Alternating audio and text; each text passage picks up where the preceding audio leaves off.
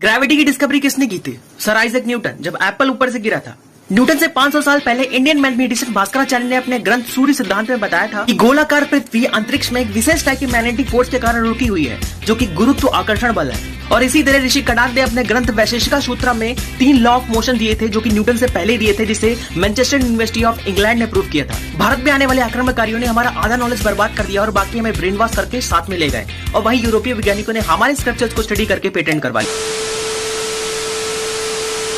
को आपने प्याज की कीमत कम करने नहीं भेजा है। पेट्रोल की कीमतें पहले भी कम थी, ज्यादा थी, तो क्या फर्क पड़ गया भाई? हम मर गए क्या? दुनिया जिंदा नहीं है क्या?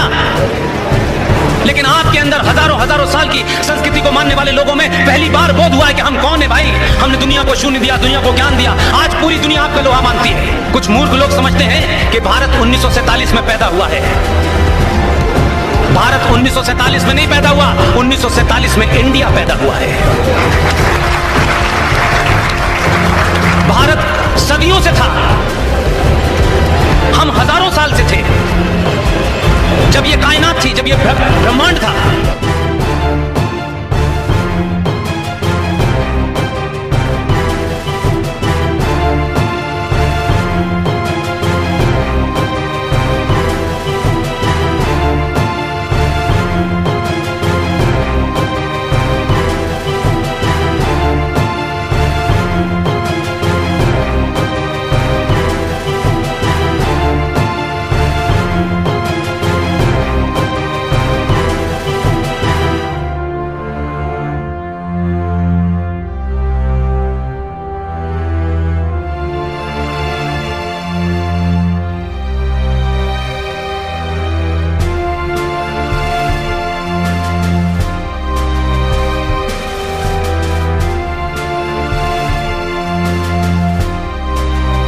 आयुर्वेद का आविष्कार।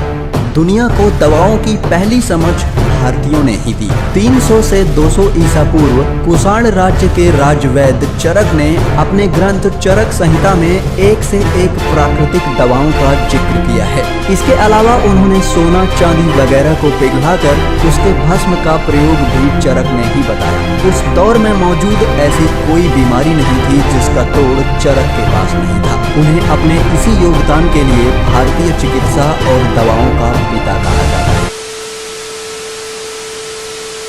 हमारी चिकित्सा पद्धति में बहुत दम है।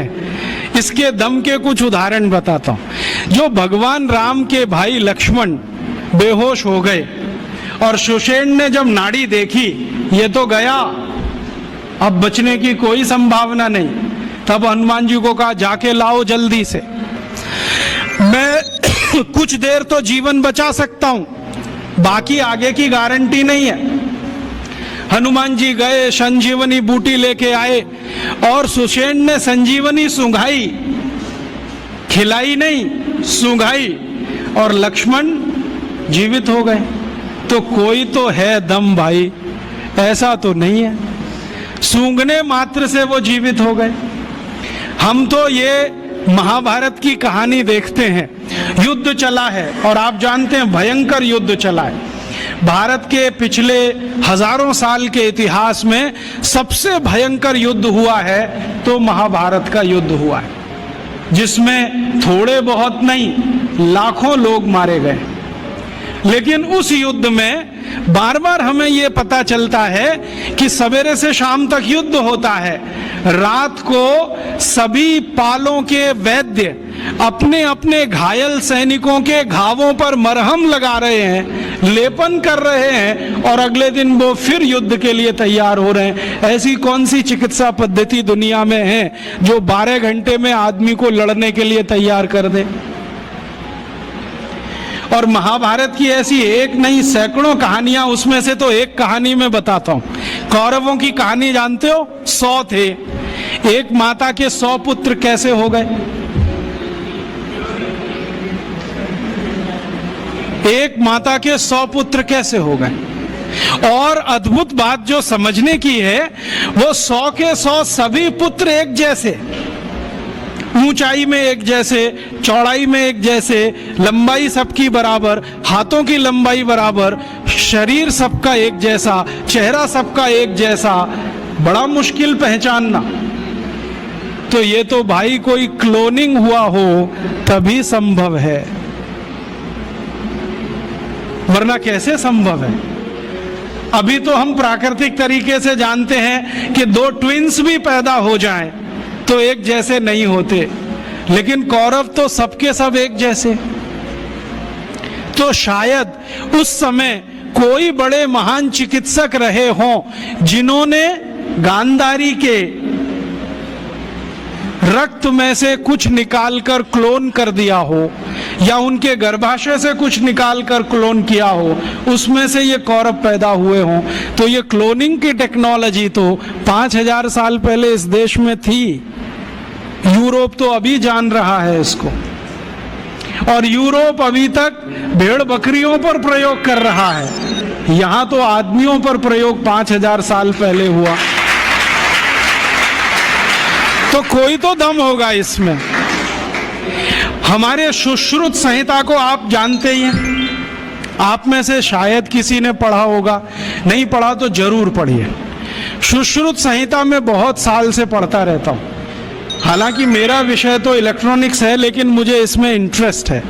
जब जब मैं सुश्रुत संहिता पढ़ता हूं, माइक्रो लेवल पे जब जाओ तो इतने तरह के उपकरणों के वर्णन उसमें हैं, इतने तरह के उपकरणों के वर्णन है सर्जरी करने के लिए, क्या आश्चर्य होता है। अगर सुश्रुत संहिता से एक एक उपकरण को निकालकर लिस्ट बना दी जाए तो आज के आधुनिक सर्जरी में जितने उपकरण हैं उससे कम नहीं है। और उन उपकरणों को बनाने के लिए जो इस्तेमाल होने वाला मेटल है, फौलाद कहिए, वो सिर्फ आयरन नहीं है। ऐसा मेटल इस्तेमाल है जिसमें 7 धातुएं हैं ताकि उसमें जंग न लगे। और आज के जितने भी अच्छे से अच्छे सर्जरी के उपकरण भारत में हैं, सभी में जंग लगती है, लेकिन सुश्रुत के उपकरणों में जंग नहीं है। तो इतने तरह के उपकरण उस जमाने में बनते थे। सुश्रुत का समय तो कोई आज का नहीं है, कम से कम 3500 साल का है। उस समय अगर ऐसे उपकरण बनते थे तो कोई तो दम होगा इस देश की चिकित्सा व्यवस्था में, ऐसे तो नहीं है।